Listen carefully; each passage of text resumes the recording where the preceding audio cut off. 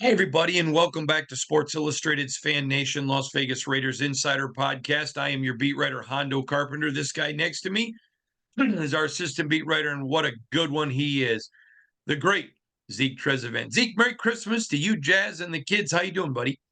Doing well, Hondo. Same to you and the family. Merry Christmas, Happy Holidays. Excited to be here. You know, I thought Antonio Pierce on Wednesday was phenomenal, absolutely phenomenal. Uh, I thought Devontae and Aiden were just help me with the term, Zeke. I just said you like to use the term chill.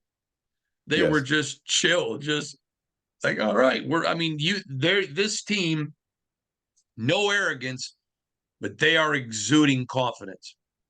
yes, cool, calm, and collected. Um, I think a, I think a lot of the way they're looking at it is none of the pressure is really on them, right? They just have to go out there and keep doing what they're doing. They're not necessarily leading the division right now. The pressure is really all on Kansas City. The mood in the locker room right now is just very relaxed, very chill, very just matter of fact, ready to go.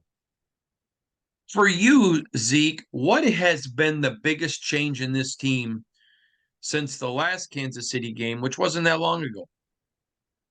Surprisingly, I would say literally a defense and offense, really both sides of the ball. If you think about it, Aiden I think he led the NFL in terms of quarterback rating against Kansas City, right? So I think there's really not much that needs to be changed. I think they really just need to execute on third downs better. The first time against Kansas City, the offense kind of stalled out on multiple drives right before halftime, and they were never able to recover. Then on defense, I think if you look at the couple of games since they played Kansas City, they've been all but locked down. They didn't win every game, obviously, but they've been locked down in terms of defense specifically. So I think what their attitude last time was let's try to outscore or let's keep up with Kansas City in terms of points. This time I think they're looking at it defensive minded and saying, hey, let's go stop them and let our offense do basically let our defense do what it's been doing, and then our offense can go from there. Obviously you're younger than me, but I have never seen a team, and I've been around a lot of them, that so quickly took on the appearance of their head coach. Yeah, whether you want Antonio Pierce here long term or you don't want Antonio Pierce here long term, talking about the fans or whatever, there is no denying he has impacted this franchise. Would you agree? I agree. And again, it doesn't necessarily always mean wins or more wins, but what it does mean is more effort. It does mean more pride, and you can lose and still have pride, right? And I think that shows in terms of underneath Antonio Pierce. That's something that wasn't there before. So you talk about how immediate it was.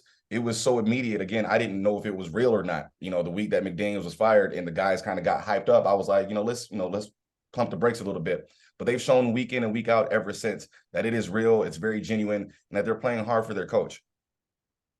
For you, Zeke, if the Raiders were to go and get the upset win, and make no mistake, it would be an upset in Arrowhead, who's the biggest player we're going to be talking about come the 26th?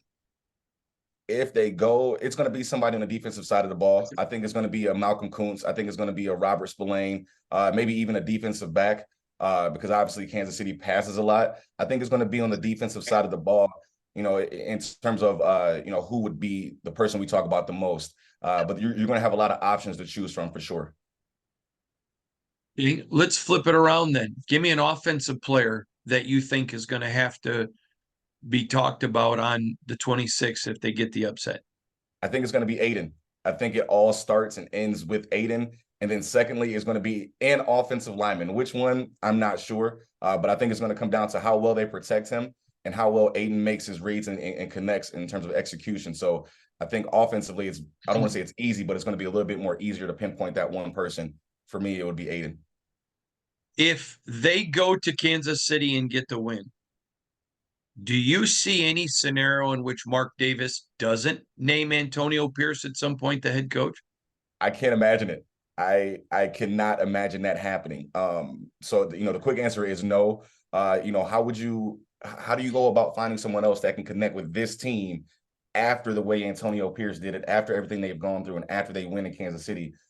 Who do you hire? Leave AP and hire who? So I would say in my mind, there's no way that they win in Kansas City and AP doesn't get the job, whether it's now into the season, whenever it may be. Yeah, I agree with you. Let's talk about the emergence of young players. We're looking at a Tyree Wilson who is emerging. I mean, let's just start right there.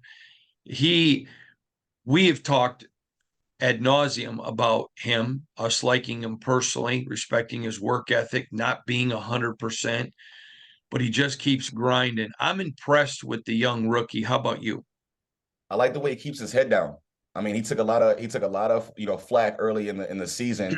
Some rightfully so, most of it not. Most of it was not fair to him if you consider the injury, the time that he did not have in terms of his ramp up period. But then you look at again his progression over the last few weeks, and he's been taking the steps week by week. But I think what's being mixed in now is his own confidence in himself. I'm not sure if it was when it happened in terms of him getting moved into the inside that the confidence really started to grow. But I think what happened was step by step, week by week, he was getting better.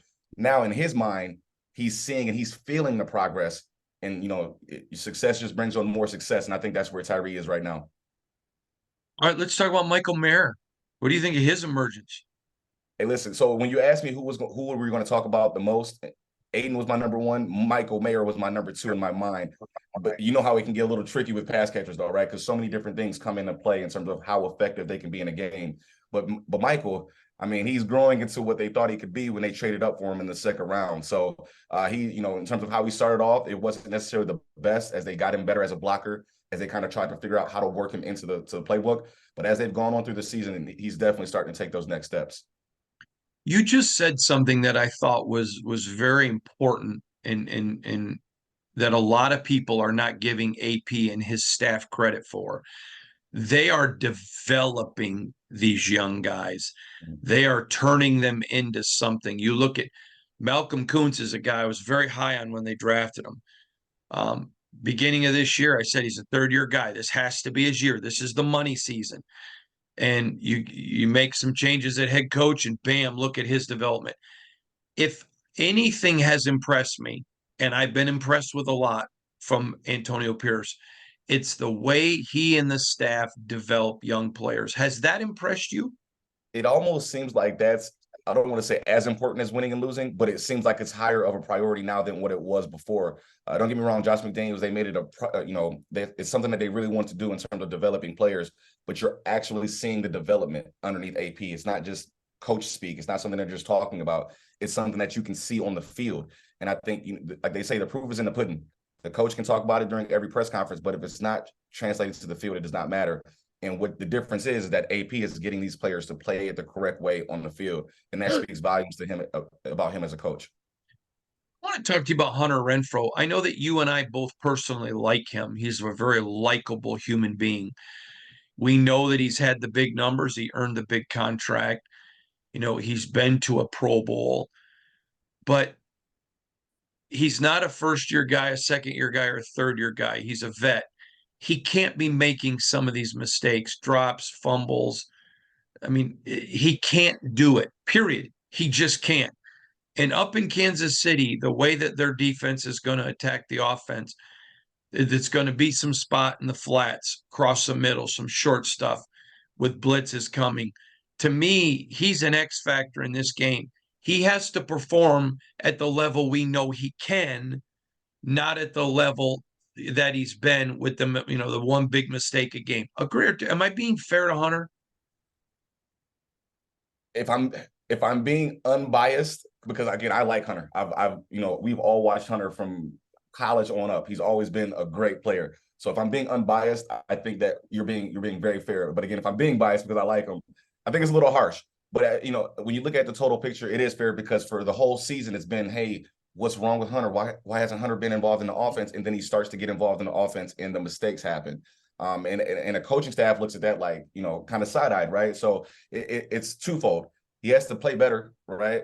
But in terms of all things considered, I think it's a production of what he's gone through this season, right? He hasn't gotten the targets, he hasn't gotten the catches. So, by the time he gets that ball in his hands, he's like, let's go get it, right? He's very excited because he hasn't had as many opportunities as in the past. So I see where he's coming from, but at the same time, as fans, as coaches, as people who watch the game, you got to eliminate the mistakes. There's no way around it. Yeah. And the thing that sticks out to me is trust. Players want the ball more. So when they give it to you, they got to be able to trust you with it. Mhm. They've got to be able to say, that was one thing with Tom Brady, watching him in his prime. You knew who he trusted and who he didn't. And I think that's a lot of people don't discuss that part, that you want the staff and the quarterback to trust you, but you got to be trustworthy. 100%. It's you got to put up, you got to do your part, right? Basically, and put yourself in a quarterback shoes, especially a young quarterback shoes like Aiden, right? He's on the complete opposite end of time, so he's trying to figure out who he can trust, right? So that's very, very, very important, especially if you are someone who is not necessarily demanding the ball, because I don't think Hunter's necessarily demanded the ball, but if you're looking for more touches, you got to do your end as well. All right. Admit this, though, because I can admit this.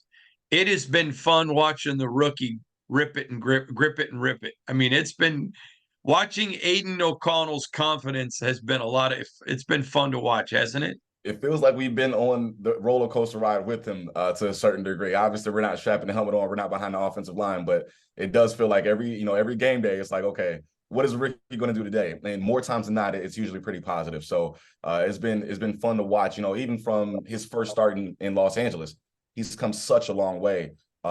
Since then. So it's been pretty interesting for sure. And he's a good kid.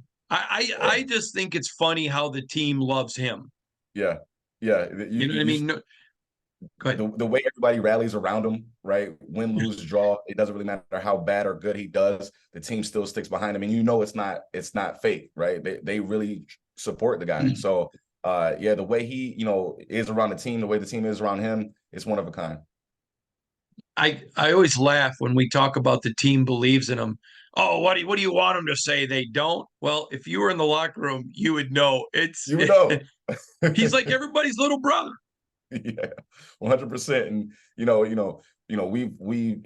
you see it go both ways, right? When the locker room does support their quarterback, and when they don't necessarily support their quarterback. So I'm sure you've seen that with a couple teams as well. So there's a vast difference, and of course they're never going to come out and publicly say we don't support the guy, but you can tell in the locker room, you can tell by actions and things that are said and things that are not said.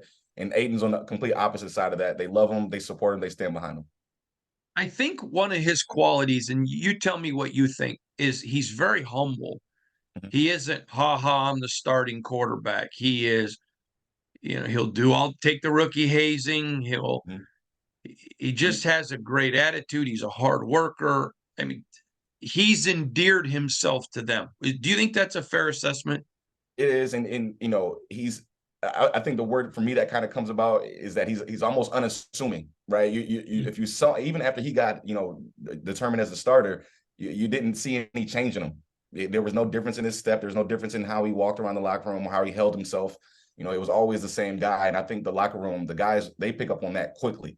Whether it's a coach, whether it's a player, they see how a person acts when they're the third string and when now they're the starter, and they pick up on that very quickly. And Aiden's been the same guy. And I think, and this is no slam, he's not built like granite. I mean, it's not like he's Denzel Perriman or Max Crosby walking through there. He looks like a guy that if you didn't know he was the quarterback, you'd think he was a maintenance guy. You wouldn't know. I was going to say, like, you would not know he was a starting quarterback. That's for sure. Trey Tucker. I thought AP said it best the other day. I mean, we know what Devontae can do. We know what Big Mike Mayer can do, Jacoby. But 4.2 speed is 4.2 speed. Now, let me just say something.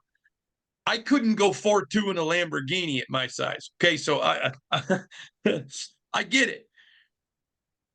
It's gone. I mean, this young man, I love to see his emergence. First of all, because he's such a great kid, just a terrific kid.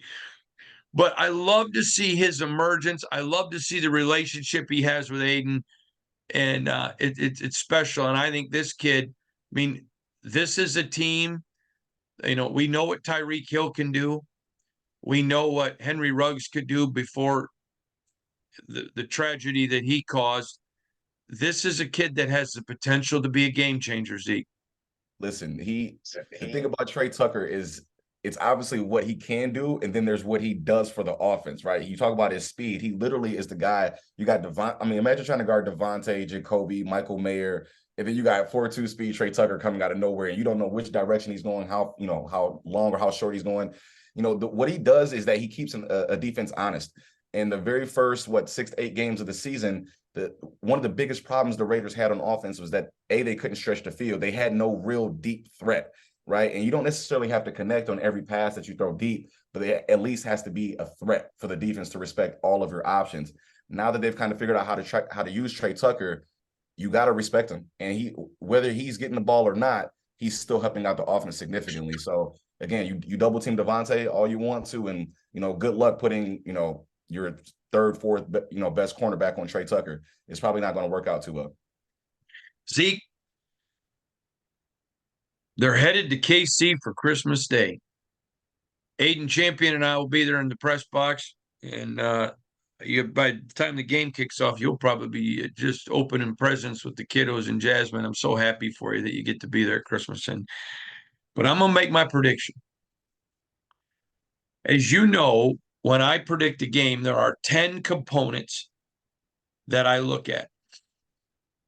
And so if it's 6-4, 7-3, I make my prediction. If it's tied, then it always goes to the home team.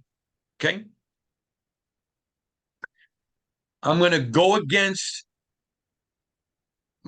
up here,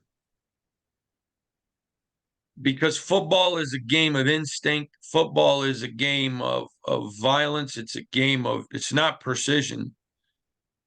It's just a game of emotion. When you watch those Chiefs, they don't look like a team having fun. They look like a team that's almost relieved to win. They've lost a little bit. I don't know if it's just frustration with the receivers. I don't know what it is. They're at Arrowhead, which is a huge advantage. But give me the silver and black, 24-21. I'm riding with the Raiders on this one. I'm gonna give you the Raiders on this one, Zeke. Go ahead. Now look at just go ahead. So we're in the same boat in terms of head versus heart. My head is saying KC, and when I made my official prediction, I leaned with my my brain on this one. In terms of me, I did, like I told you earlier, I predicted the Raiders to win the home game against Kansas City, and they lost that one. So on this one, I did pick KC to win at home Christmas Day.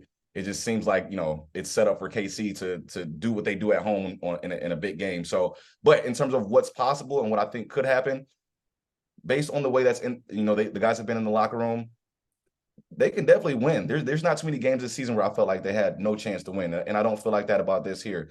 I think it's going to be a close game, a one-possession game.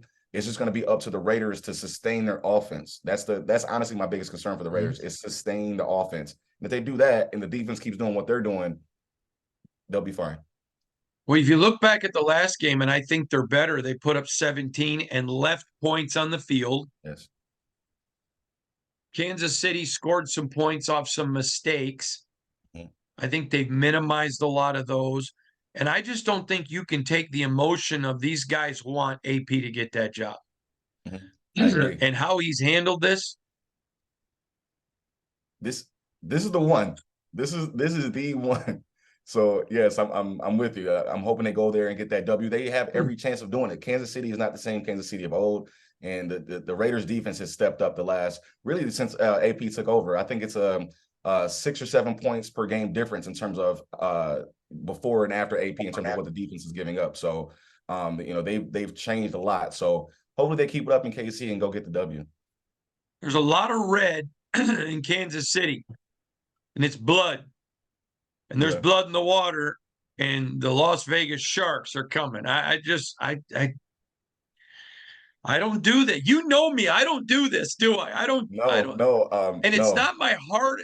It's not a fan's heart. It's just my football heart is telling me all the intangibles. Someday I'll go over the 10 things that I look at for a game, but one of them is intangibles. And I used to not have intangibles in my 10, and I was really schooled by a couple of NFL people that the It's important. NFL game, you can't underestimate intangibles. So there we go, Zeke. I We picked the gonna see. silver and black.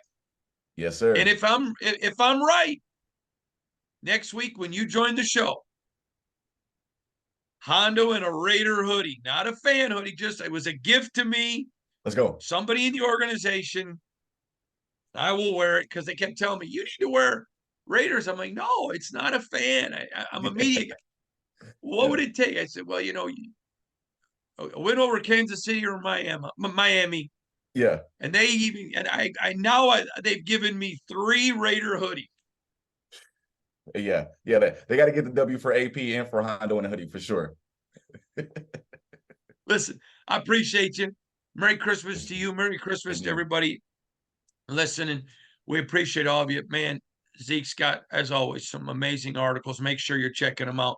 From all of us here at Sports Illustrated's Fan Nation, Las Vegas Raiders Insider Podcast, part of the Fans First Sports Network. We appreciate all of you. Merry Christmas. We'll see you again soon.